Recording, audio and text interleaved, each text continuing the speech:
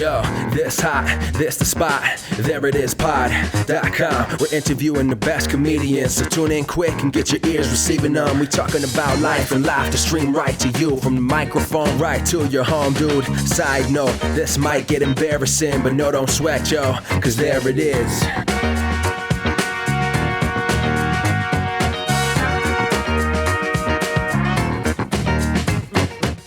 Welcome to the There It Is podcast, a comedy podcast with the funkiest theme music. My lord, I'm your host, Jason Farr. Let's do this. I'm sorry, Scott Ackerman, I respect you, but this podcast has the funkier theme music.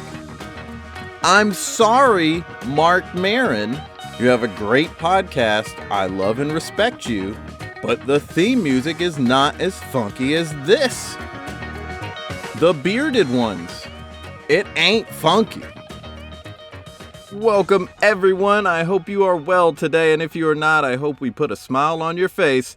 Follow the podcast on Twitter at ThereItIsPod and like us on Facebook. You can also follow me on Twitter at JasonFarJokes. Part of the reason that I do this podcast is so that I can learn and grow as a comedian, and at JasonFarJokes is where I'm trying to learn the craft of joke writing by writing some tweets, putting them out. I try to do one a day.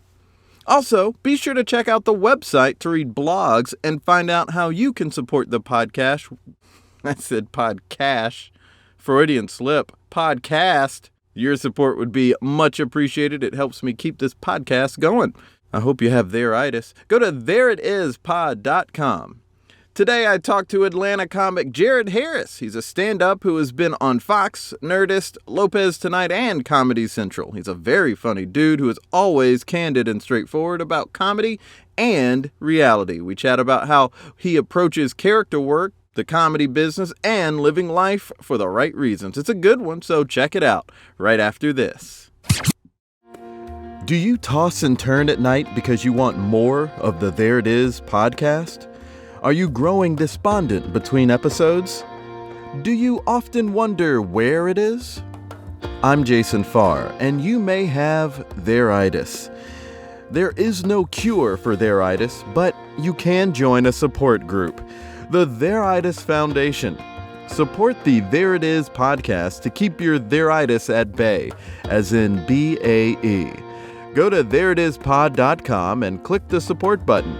You can support one time only or become a monthly supporter. Supporting the Theiritis Foundation allows for us to keep getting the word out about theiritis through the blog on ThereItIsPod.com and the podcast. You don't catch theiritis. Theiritis catches you. But it's okay. And I should know. I, too, have theiritis. So, Jarrod, you're still in the Atlanta area, right? Yeah, I sure am. I'm here in Marietta. Beautiful Marietta, Georgia, located just 20 minutes north of Atlanta. So, Jarrod, before we get into talking about your comedy, I wanted to talk about something. You started a business recently, correct? Oh, yeah. I started another business. So, yeah, I'd be running a business. I'd be handling business, you know what I'm saying? Yeah. Yeah, so I started a business, so I won't have to travel so much. Yeah, okay. What is the business? It's an exterior cleaning service. It's the same thing that I used to do before I started doing comedy, and I thought, I just know how to do this so good, so I started it again, and so it's been going real good. It's been like a year now. Oh, that's good. We've been very busy, very, just, spraying a bunch of dirty stuff and just getting it clean, and I've got some special juice that I like to use. I like to squirt on stuff. And you're still doing stand-up because I saw that you have some shows coming up, or you just did some shows? Yeah, I mean, I still do shows. I do shows to stay sharp. Yeah. And, work out any sort of new ideas and stuff. But I don't really hit it, super hard because I don't have the energy to hit it super hard. I just don't really like working for little to no money. So that gets old after a while. I feel like comedy is there's so much comedy now that I'm really more focused on just building my business up and making money as opposed to, because all the people, even the people I know that are supposedly doing really well at comedy, they're still not making, they're still not making a lot of money. So it's just, you get to a point where you're like, okay, tired of like farting off, you know, I say farting off, like you work really hard at the thing. Yeah. But the reward is just not, it's not what it used to be. That's for sure. And, you know, like, I don't really like the idea anymore of, I used to think I wanted to make money off of a subjective art form, but I don't really want to anymore. I mean, I do. I mean, I headline all over, but that's not where I want my main source of income to come from. I'd rather make money objectively, you know. I hear that. I just don't, like, that's my experience, my perspective. It's just, I just don't really, you know, it's like, you know, you make a web series and then you build a web series up and it becomes a thing, and then you're like, oh shit, I have to do this thing. Like, I got to put out 2 or 3 videos a week and be this thing and sometimes you don't feel like being that thing. Yeah, I mean, it's the day and age we're living in. I think that a lot of people have an idea that if you're doing one thing in entertainment, like if you're an actor, if you're a comic, if you're, you know, whatever, then if you're doing anything additionally, then that's some sort of problem. But it's not. I mean, that's just the day and age that we live in. There are musicians who are doing multiple things. They have like some kind of day job or something like that allows them to take care of the bills, and then they can not be stressed when they're trying to do the thing that they love and are passionate about. And I think that's great. Yeah, I mean, it's, I think this is my personal opinion. I think all comics should be business owners and should be financially independent. And because most of the comedians that I know are not waking up every day writing, working on shit. I've seen people doing the same hour for like 15, 20 years. You know what I'm saying? They're not killing it every day. It's, you know, most of the comedians I know, they wake up noon-ish, smoke weed,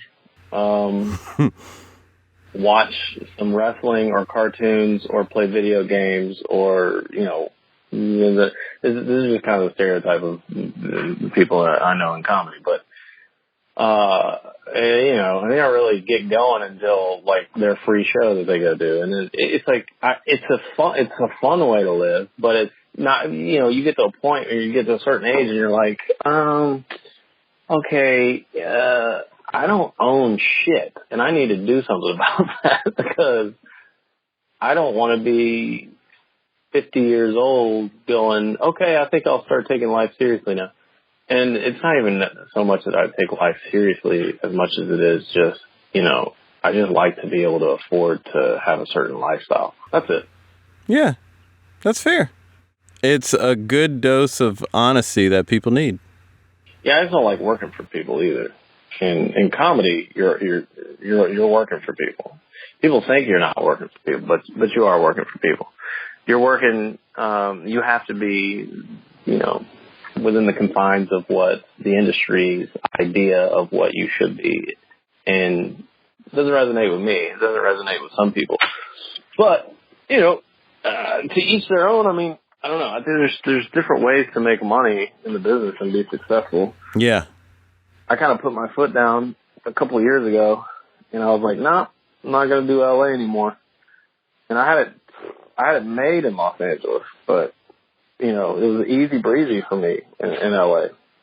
But I just left there because I just didn't like it. Came back here, and the comedy scene's awesome in Atlanta.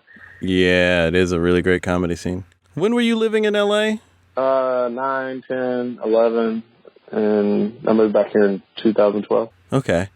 And I know you have a great story about Stephen Colbert, about him being a good influence on you. Can you talk a little bit about that? Yeah, I mean, that was a long time ago. That was like right, literally when I first started comedy. I met him before I started doing comedy. How'd you meet him? Actually through my business. one of the property management companies that we did a lot of washing for. We used to wash a lot of apartment complexes and stuff for this property management company. And the main guy that I dealt with all the time, he's like the vice president, I guess, of the property management company. He was actually friends with Steven. And at the time, I'd made like some videos, like some alternative sports type videos with like BMX and motocross and BMX and stuff in it. And it was just like these really funny, just super silly videos with riding in it, you know. And I'm kind of like, what I thought I wanted to do. I was like, I just want to make videos and be creative and get paid to do that. And so we were just talking one morning before washing a parking deck. Just small talk, basically. And then somehow we got on the conversation of that he knew this guy at the Daily Show. I didn't really know his name, but he like described him, you know. He's like, he's got the glasses, and I was like, yeah, that guy, yeah, he's really funny. That guy's funny. So yeah, he's like, blah blah blah blah blah, and I told him I made videos, and he's like, I should get you in touch with him and stuff, and so maybe he could help you in some way. And I'm like, okay, cool, but I didn't, I didn't know anything about comedy or the entertainment industry or nothing. I didn't know anything about it. I just knew that, like, I like the idea of, being creative and getting paid for it, whether, that be making stuff or writing or whatever. But, I didn't even know how to write stand-up. But anyway, Steven called me, actually, kind of just told me, like, he's like, you need to get into, like, get into a sketch group or an improv group or do stand-up, go to some open mics and this, that, and the other. So I felt like since he went out of his way to call me, that the next time he called me to check in, I was like, I have to go do stand-up. I have to, I have to do something. I got to have something to tell him that I did. Oh, wow. So he was calling you to make sure that you were doing okay. He was like calling you and checking in and seeing like, is this guy moving forward? Yeah. He would call me like after work on his ride to home to his house in Montclair, New Jersey, after he would, leave the Daily Show. And, he wouldn't call me like every day or anything. It's just like, he'd probably call me like 3 or 4 times. Mm-hmm. Yeah. So, yeah, and then, I finally got on an open mic in Atlanta and told him about it. And it did, not too long after that, like some crazy shit happened with my mom and my sister died, and then my mom died. They died like the same week. And then I talked to him like after that, like not too long after that. And, he told me about how he lost his dad and his brothers and, plane crash and all this stuff, and talked about that and stuff. And then I was going to New York just to basically just kind of check it out. And I just thought it'd be a good opportunity to go up there, and I sucked at stand-up comedy. It was terrible. I was terrible for years at stand-up comedy. And I was in no way, ready to like do anything in the business, but I went up there. And it just coincidentally, it happened to be his like last week of the Daily Show, and it was really cool because like he had me come in and like he introduced me to Jon Stewart, and at one point he basically just introduced me to everybody in the office, and they were like everybody's like super cool, and at one point I was sitting in this office with 2 editors. They were editing this piece that Steven had done on the Dukes of Hazzard, I think it was. Uh-huh. So at one point, I'm like sitting on this couch behind these 2 editors, and John's like on one side and Steve's on the other side, and they both kind of were like trying to figure out which cut to use for this particular thing. And I was like, or they asked me like what I thought, and I was like, I like this one better, So boom, then they used that. And that was kind of cool. Yeah. And then and then I like saw him again at his show. And it was cool. He gave me like a shout out from the show. I don't think it went on air. That was like the pre-show thing where he comes out. He's like talking to the audience and stuff. He's like, "Oh, my buddy Jarrod Harris is here." Like everybody's like, so it was just cool that he was like that. Yeah. I think that was like his 1-year anniversary show, and then he like tried to hook me up with his manager, and I met with his manager, and I know his manager was just probably like, why is Steven wasting my time? Like, this kid's he's nowhere in comedy. Like, he has nothing to offer. I can't do shit with this guy. And I just felt like a dumb Southerner up there because, you know, all these people are like, they all come from Ivy League schools and they're all extremely well read and articulate. And I just like to say fuck a lot. And it's not my thing, you know? Yeah. So I felt kind of out of place, but, you know, he was very nice. Yeah, it sounds like it. Sounds like he was paying it forward. So you got your start in comedy in Atlanta. Yeah. Yeah, there was nothing here when I started. There was nothing. There's Punchline, and there were 8 comics that got on the Punchline open mic every week, and I signed up every week for almost 6 months. I signed up every week for almost 6 months, and it took 6 months before I actually they gave me a spot. And then I did a spot, and I went like one minute over, I think, or maybe I might have done 2 minutes over, and then they never let me get back on stage again until for I think it was eight more years. Oh wow! I mean, I was already like headlining in other places around the country and stuff before they let you back on. They even let me like put me on, and then they coincidentally enough they gave me like a MC week, and then the week. Or then, I don't know if it was the week after, but the next thing they gave me was featuring for Bill Burr, and then Bill basically like helped me tremendously in Los Angeles. He's the one that like made my life super easy in LA. He helped me a lot. How so? I mean, he got me in at the Comedy Store, and then he hooked me up with just a bunch of people. I don't know, just a bunch of people, man. I mean, he tried to get the Conan Booker to book me, but the Conan Booker didn't. I don't think he ever really vibed my comedy. But yeah, he like introduced me to the Conan Booker, and he's like, it's fucking Jarrod. Fucking gonna introduce you to this guy. You're gonna be having him on the show at some point, so might as well just go ahead and introduce you right now. Hilarious.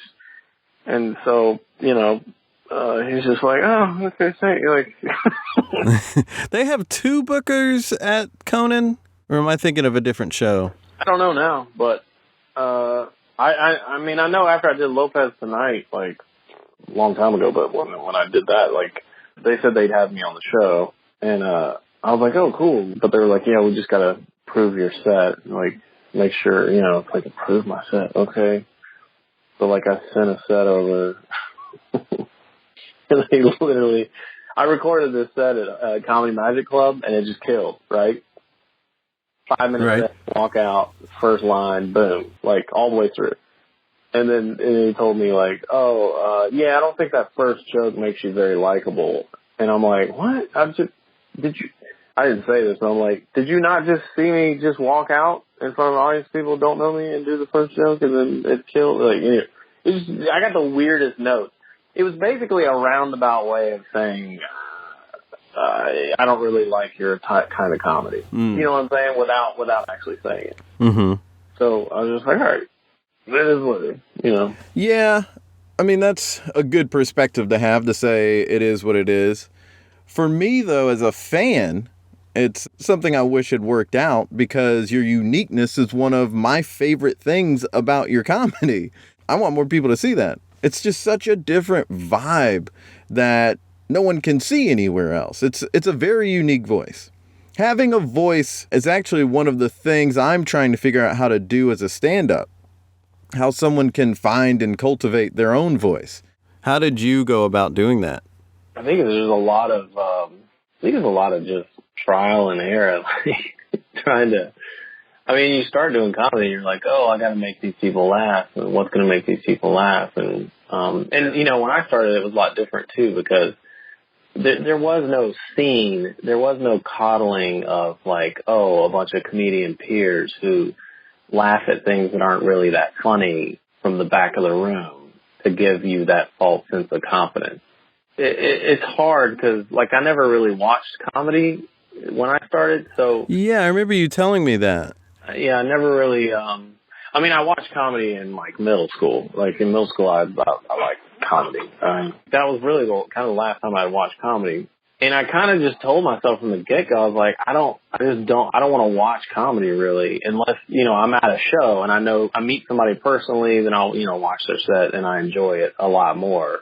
I enjoy watching people I know personally, as long as they're not turds. Like, if they're good people, then I enjoy watching them do comedy. But I just thought, like, I'm not going to sit down and watch a comedy special. I'm just not, like, I could give two shits about, it's just not, I'm not into that.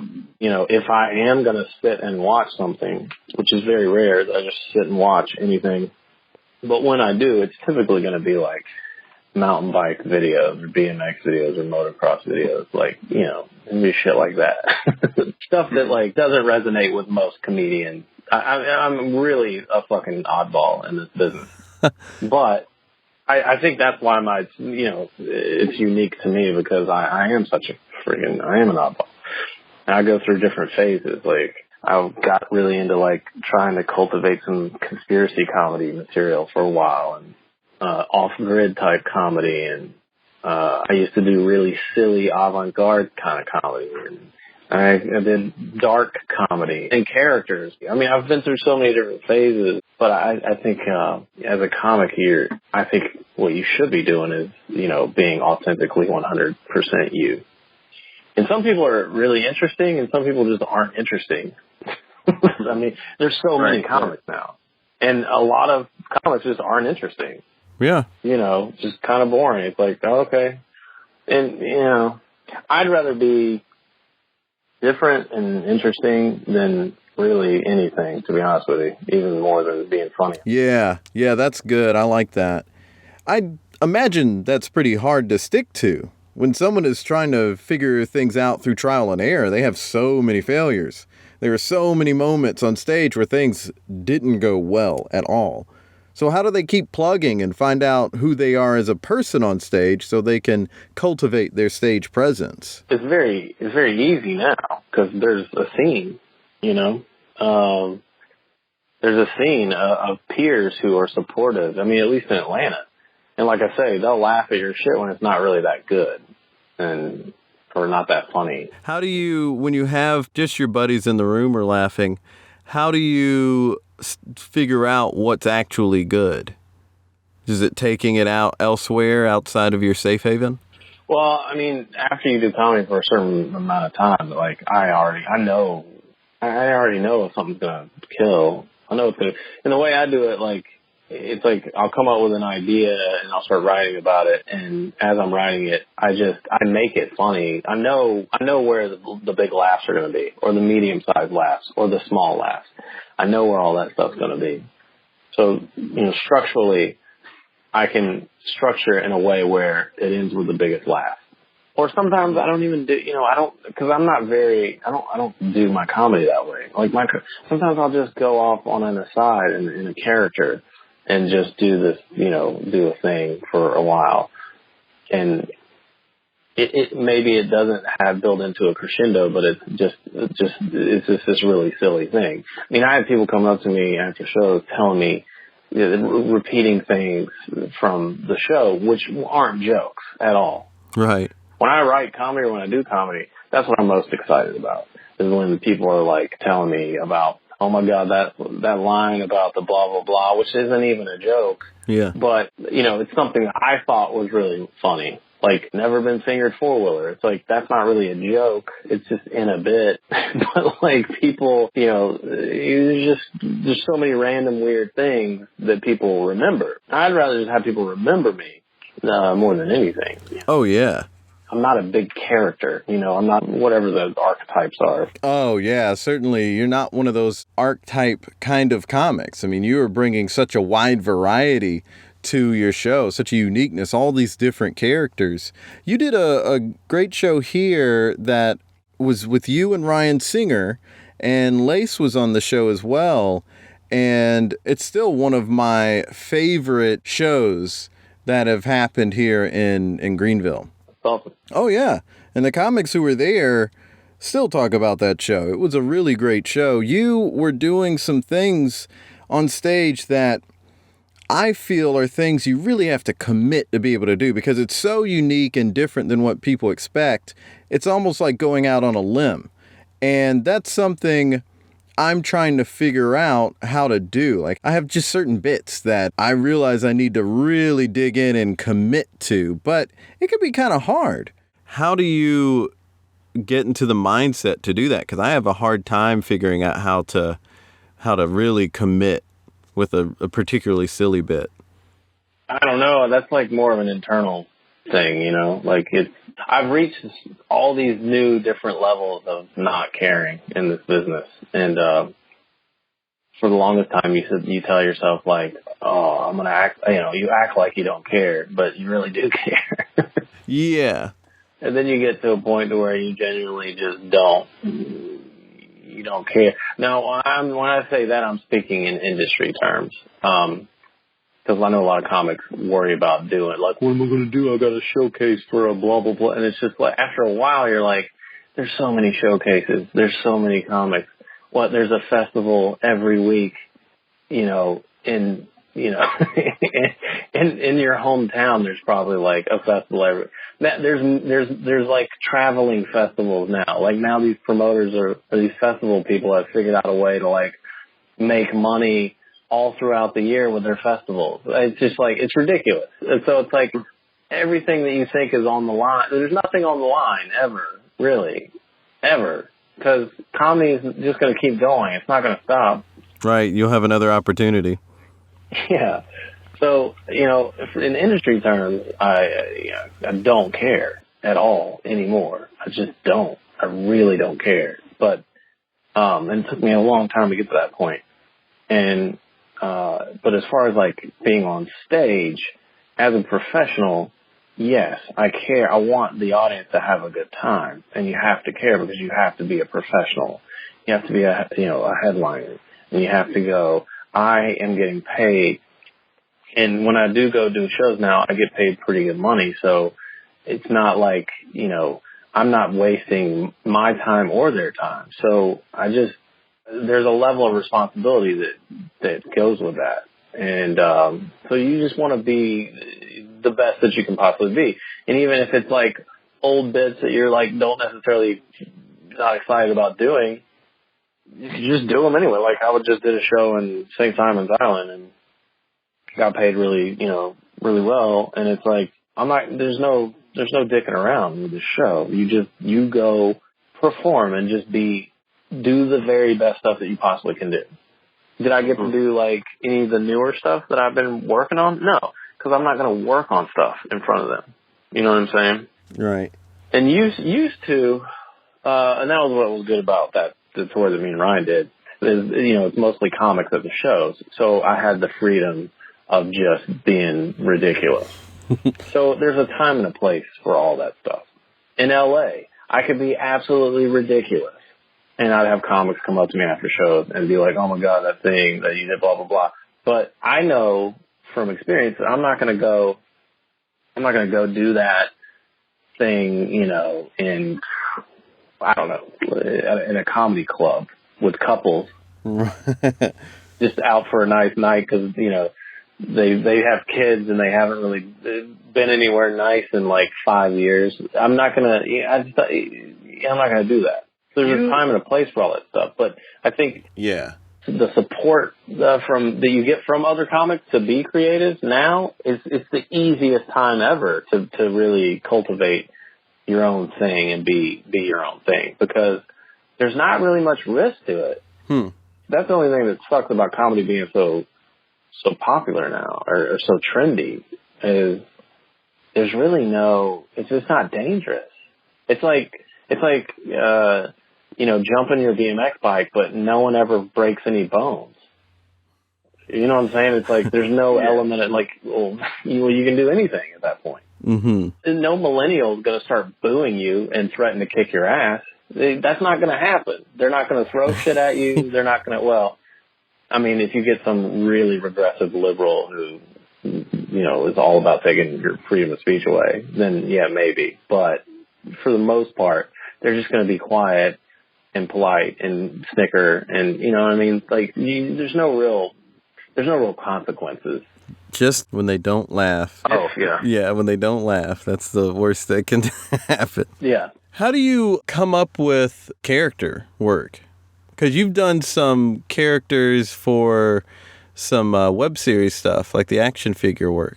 I mean, that was just me doing a bit that I did about my dad, which is like an old bit. Yeah, that was for the action figure therapy thing, which turned out to be a giant thing that I absolutely am not proud of. But because like I didn't have control over it, so it wasn't my thing. Then I did another web series, and then I just did another web series. I've done 3 web series. But I get really bored with those things. But yeah, I mean, all the character stuff, most of the character stuff is like Southern based. I see. I have this other character I was doing in Atlanta for a while called the Pro-Liner. It's just like this really deadpan.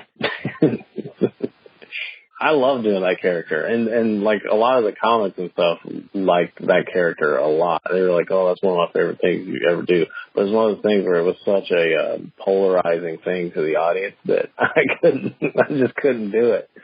I couldn't do it anymore. I would be so quiet, and I would create these long bouts of awkward silence. And I had total control of the room. And I had strategic things written for the response from the audience, because so a certain number of people in the audience would think, oh my God, this guy's losing control. He doesn't know what to do. He's not funny. And then the other people were like, oh my God, this guy's totally fucking with this audience. And then I would have these prepared comebacks, and then I would instigate and basically start shit with people. Mm-hmm. In the whole thing, it was just me talking about how good I am at comedy and that's why I'm a pro-liner, because I've already headlined. I headlined for years, and I'm above head. I'm the only pro-liner. Like, I had all this material written for this character, and God, I haven't done that in so long. But that was like super fun. And then the cool thing about that character was I could literally do that character and then do all of my material in that character, and it still would do good. Oh, that's good. Yeah. It was just a completely different delivery mechanism. Like, the way I did the material was just a totally different way of delivering the material. I miss doing that. That was fun. But most everything's like Southern based, because I mean, I'm from the South, you know. Right. That's right what you know sort of idea. Yeah, and I was always like super impressed, but like just mesmerized by motivational speakers in the 90s and people who did like infomercials and stuff. Mm-hmm. Like Don Lapre was one. Mm-hmm. I was fascinated by Don Lapre. I love Don Lapre. He's so freaking funny to me. I think he ended up going to jail or something, but he used to have those infomercials that would come on, and he'd be like, I'm going to show you how to make thousands and thousands of dollars by placing tiny, tiny ads in newspapers all over the country. And it was the best ever, man. No, I remember that guy. He did go to jail. That guy, I remember him. Yeah, as soon as his infomercial came on, you're like, oh, this guy's definitely going to jail. Oh, God, I was pretty mesmerized in seeing that guy too. Just his body language was so interesting. The way he would just like hunch over, like so excited. I'm going to show you how to make thousands and thousands of dollars by just placing tiny, tiny ads. Newspaper ads all over the country from my 1-bedroom apartment, or whatever it was that it was. So I had this other character that I started writing stuff for, which was him, which I thought about doing a web series for. But as with anything, like, you know, you start doing a web series, and then you can make. It's not hard to make a web series big, especially if you do trigger topics, opinionated trigger topics. Oh my God, you pick a team, be like, I'm on this team. Then everybody will be like, oh my God, I got to share this. This guy hit the nail on the head. You know what I mean? It's not hard to do that. But the only thing that sucks about it is once you start doing that, once you open up that Pandora's box, that's your identity at that point. You're that person. Right. And you got to feed that machine.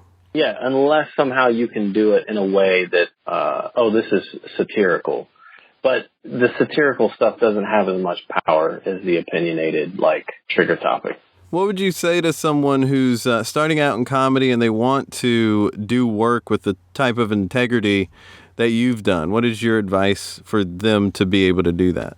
Oh, my God. I don't know. Just have fun. Have fun with comedy. Comedy has to be fun. For so long, it wasn't fun for me because I was like, oh, my God, I need to do this thing, or I got to do this thing, or I need to get on TV more. I need to get a television show, like all these different things. And then as I just kind of stepped back, especially when I moved back to Atlanta, I stepped back and I was like, I'm not chasing comedy industry, or when I say comedy, I'm talking about the industry.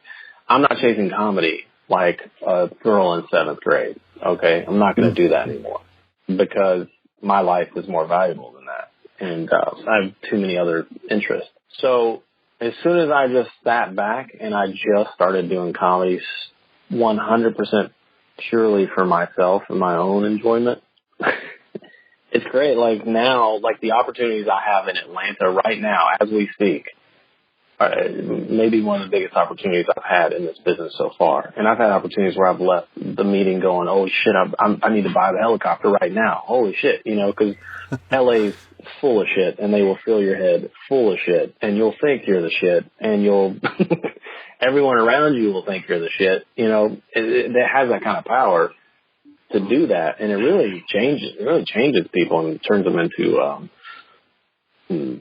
not that great of people, or basically pulls their true colors out.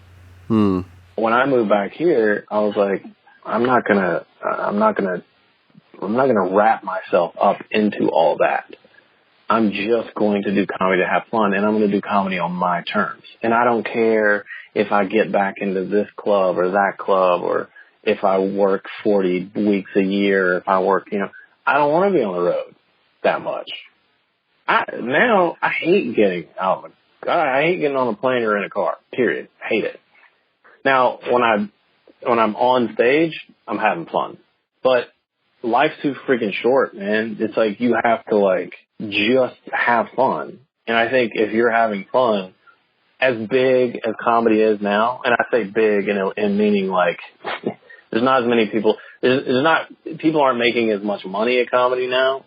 It seems like it's more recreational now than anything. Mm-hmm. People, I think it's just important just to be respected as a comic, and it's fun. And the main thing is it's fun. It has to be fun. If it's not fun, then why would you be doing it? If it's not fun and you're doing it, then it could only literally be purely ego. That's it. It's the only thing that can be. Oh, that's good advice. Well, we're at the end here. What is something that we could create together? Is it a character? Should we try to come up with a character, or should we do a joke? What do you think? We should do a Don Lapre character. Tiny, tiny one-bedroom apartment. Oh, yeah. I got a lot of pressure to create something funny because I've been hungry since way before we started talking. Okay, well, let's get right to it then. So how would you figure out how to approach that guy? You just start with the voice and then see where it takes you? Yeah, well, the cool thing about Don Lapre is, especially with millennials, and I don't even know if a lot of Gen X people know Don Lapre. So, everything in comedy is pretty much been done. So, but it would seem so fresh and new to other people, Okay. That's what I like about him. But obviously, in the comedy world, well, what is he trying to sell you? It obviously has to be ridiculous. The more ridiculous, the better. Mm-hmm. And what are some things that are ridiculous? What's something that a clean-cut, white-collar, criminal-looking white dude would be trying to sell you? Sell other people like him, or sell people like just the average person? I think he should be trying to sell black people on his new black dating site. Of course. That guy would definitely... Just imagine if he was the face for what's a popular black dating site? There was blackpeoplemeet.com. Blackpeoplemeet.com, yeah. Just how ironic would it be that he's the front man for that? He's trying to get people to do it. But he's clearly a white collar white dude, but he's trying to throw slang in there, or try to be hip and be, kind of like Hillary does whatever part of the country she's in when she's talking to people. Uh-huh. On their level, I have for you the most on fleek website to find a date. Yeah. Hey, tired of hanging out with your homegirls? Or I don't know. I'm so out of the loop with I don't know what young people even say anymore. Fleek is a pretty old one. On Fleek's a pretty old one now. It's a year or so old. I need to watch an episode of Wild 'N Out or something on MTV. Oh, you know what? I bet he looks like the kind of guy that would think Drake's dancing in Hotline Bling was good. I don't even know what that means. I've heard of the name Drake. I've heard the name Drake many times. You're not that much older than me that you shouldn't know this. Yeah, but I'm also a weirdo. Well, fair enough. Well, let me honor your time and get you out of here. There it is. That's our thing today. Don Lapre selling Hotline Bling. That's a terrible idea for yeah. That was an awful idea. No one will use it. It'll be fine. Now that I have some food in me, probably 20 minutes from now, I'll probably be a little more level-headed. Yeah, isn't that how it always is? Well, thanks for doing the podcast, man. Yeah, dog. Thanks for having me, man. Good luck with the podcast, dude. Thanks, I appreciate it. You're a good man. Thanks. I really enjoy your existence, and so does Lace. She also enjoys your existence. Ah, well, thanks. I enjoy you both a great deal. I hope to see you soon. Yeah, hopefully we'll see you up there in beautiful South Carolina. So candid, right? He was great. I like Frank talk like that because you know where a person is coming from when they're candid. I like it. It just makes it easier to figure out what someone is saying and where they're coming from. I don't want to have to do all this mental work to play people's games when I talk to them. You never have to get caught up in mind games with people like Jarrod. They'll tell you what they think straight up. It's just so much easier to process what they are saying because you don't get distracted with reading between any lines. It was a refreshing talk. I'm glad I got to do it. Jarrod can be found on Facebook. Just search at JarrodHarris.com. He'll post updates there on where you can see him perform. He'll be performing in Charlotte, North Carolina tomorrow night, August 3rd at the Comedy Zone. If you're around Charlotte, you should go see him. You can also go to conspiracycomedy.com and get his album Present and Talkative. Don't forget, you can support the podcast at thereitispod.com and also follow the podcast on Twitter and like us on Facebook. Hop on iTunes and leave a review and subscribe to the podcast. There it is, another episode of There It Is. In next week's episode, I talk to another Atlanta stand-up, Mia Jackson. Until next time, be good to each other. The music for the theme song was created by Neil Brooks. The rap was written and performed by Nick Acevedo. The logo for There It Is was created by Jeff Prater. The There It Is podcast is produced by Jason Farr.